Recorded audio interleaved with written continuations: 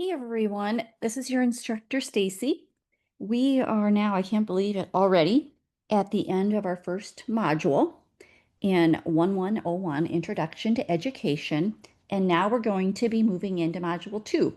I wanted to just do a quick overview for you so you kind of know what's going on. It's a good thing, right? Okay, so here we go. I am in our course now. I am going to make sure that I can view as a student so my screen looks like what you're seeing. Okay, one quick thing. Some people had asked about how do I see the grades, my grades in this class. But if you click on grades, um, then I don't have any grades because I'm not enrolled in the class. But then you would have the different assignments discussion board one, and you could click on it and you'd be able to see your points. And then I usually leave some sort of comment, some feedback. Okay. Then occasionally, and if I sometimes I will close the discussion so that you can't add to them after the discussion closes, just because then it's I don't have to keep track of that. But I know that you might want to go back and see what you've posted, right? Because your drafts throughout the course, you're going to keep building on all of those until the end.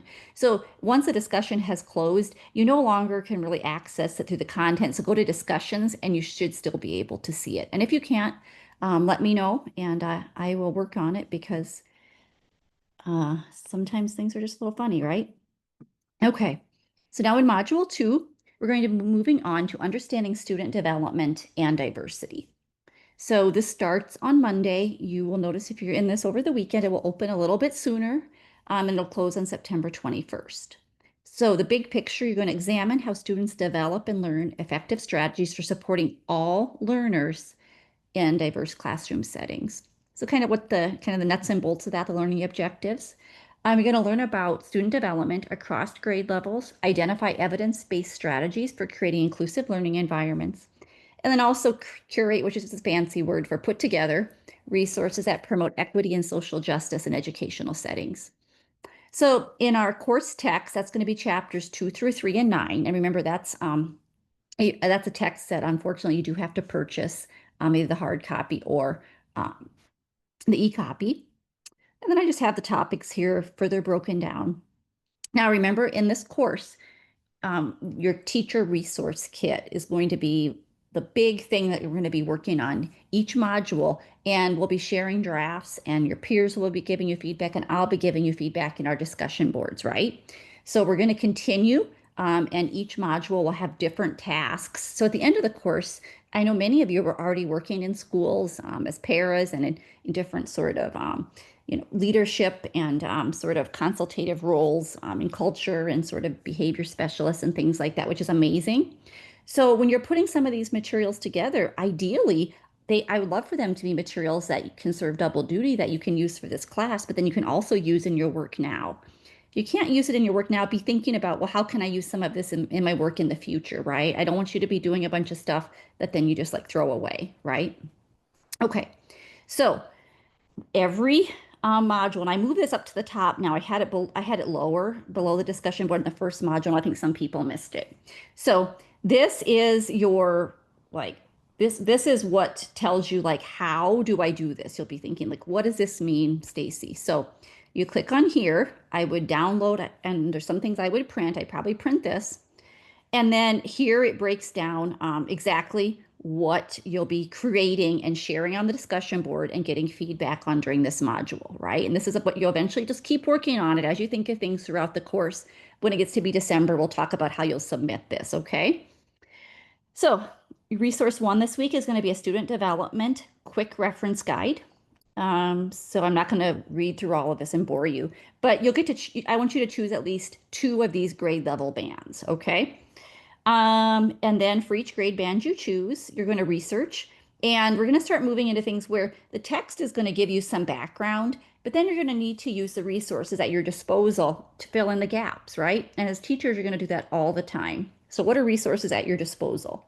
That could be in many of you are working in schools. So talking to the other teachers and things that you're working in schools, asking them if they have resources that you can use, you can borrow, you can look at, or if they have recommendations. I think there's nothing wrong with Googling and searching online. If you don't have a Chat GPT account, a free one, I would get one because I know AI and different things.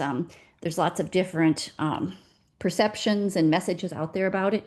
But in one field where I think it can really be a game changer is in education, because we're always having to come up and with things and create things and really individualize things. So it's okay to do that. I wouldn't at this point in your career, since you're learning still, I wouldn't rely on that solely, but I think sometimes it's a great place in addition to Google to just start to do brainstorm. And then you can go and verify things. You could talk to people. You could go to websites and be like, okay, I was having a conversation with Chat about this or that. I feel like it makes sense. So I'm going to go to this website and read about it more. I'm going to go talk to someone. Because ChatGPT AI does make lots of errors. I'm older and at a point in my career, I kind of know what those are, but just in your space and in your career, just be aware of that. But I definitely think using AI is a thing that you're going to want to learn about. Then resource two, inclusive classroom strategies manual. It says manual. Don't let that. It doesn't have to be a great big thing. Um, so what you're going to do is you're going to research strategies for these three different types of learners. And you're going to identify 3 to 4 evidence-based strategies, once again, using the resources at your disposal. So for student with learning differences, so disabilities, ADHD, autism, or gifted learners, what teaching methods work best? How can you modify classroom setup and routines? What are different ways students can show their learning? And how can you work with diverse families? And so you will just, I imagine, have a heading learning differences, and then you would have these 4 bullets, and then you would just, however you did, just like you did in the last discussion board, get the information down. And then you go through and do it for English learners and then economic diversity. So students with housing instability or other limited resources, which oftentimes in our country means financial, right? So then resource three, equity and social justice resource collection. Um, so basically, this is going to be about researching inequality. So how have different student groups been treated by schools in the past, and what achievement gaps exist now and why? Well, I could talk with you about this a lot, and some of you already, some of your introductory materials have talked about this, having either witnessed it or experienced some of it or know someone.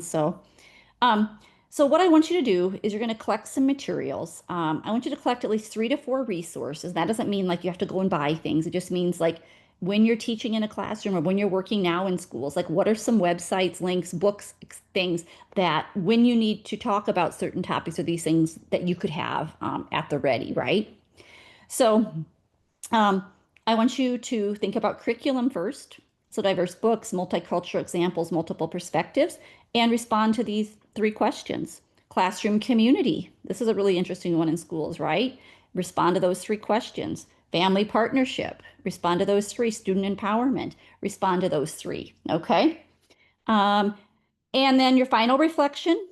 So how has creating these resources changed your understanding of teaching all students effectively? So this is going to be our big activity on the discussion board, or actually our only activity for this 2-week period coming up. So let's pop back into module 2 and let's look at our discussion board kind of timelines. And I know whenever you start a semester, it's confusing, especially the first module with discussion boards, because we want to get to know each other, right? But then we were also posting work, and I could have had 2 separate discussion boards. I had one. I think that it's kind of a no-win situation for an instructor. Either way, it's going to be kind of crazy and overwhelming. So we're past that. All of us survived. We're in module 2 now. It's going to be much more straightforward. So by week 1 of module 2, so this coming Wednesday, post your draft work. Now, we're starting to move into activities and assignments where you're going to probably work on them for different periods of time, post them, see what people say, and then add to them and, do different pieces. So maybe if we go back up here by Wednesday, you just have had time within your schedules. You all are very busy to do the resource 1 and you post that. That's perfect. Maybe you do, resource 1 and 2. It doesn't have to be all of it, though. I want you to know that. Okay.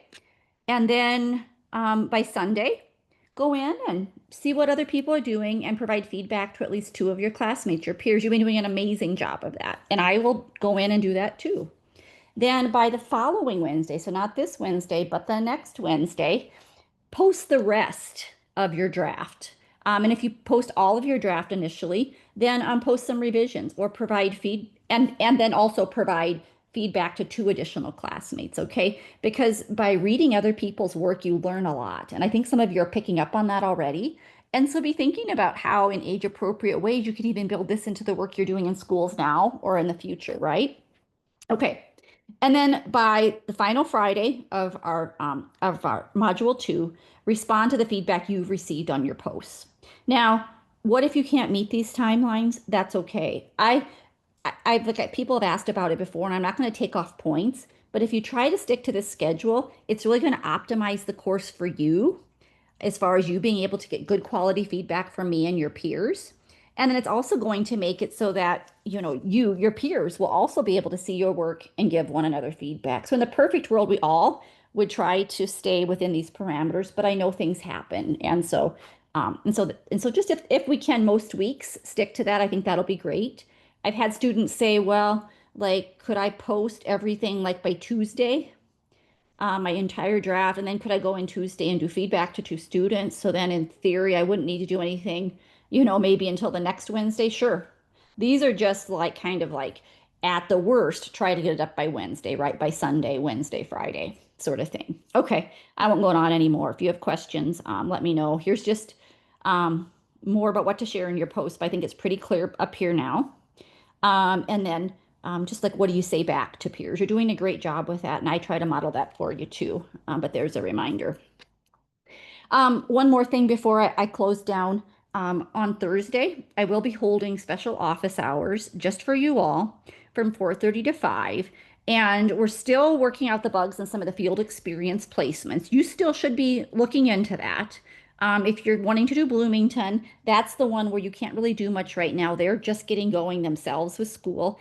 And so I believe by the end of this coming week, so like the 11th or 12th, they will have that up and they'll have that link ready. And I'm really hoping by the time we have our Zoom meeting on Thursday that that will be ready to go. So if you're wondering about your field experience, that's okay. Make sure that you've downloaded the manual for that from the Welcome to Class module. Down here is a field experience guide. So if I'm talking about a field experience and you're thinking to yourself, I have no idea what you're talking about, then you need to download this and look it over. It goes through step by step. You're responsible for your field experience. However, I want to be available to support you with that, and that will happen this Thursday from 4:30 to 5. You don't need to come, but if you have any questions about field experience, it's not even a bad thing just to come and say, I just want to listen in. Okay, and then we can also use that time this Thursday, if you like, just to answer other sorts of questions for you all. I'll probably be doing office hours with my other classes ahead of that. But also just send me an email. I'm pretty quick on that, and we'll get you all squared away. But I think we're going to fall into a rhythm now in the class, and hopefully it's going to start to feel like things aren't so out of control anymore, right? Okay, let me know what I can do to support your success. Talk to you soon.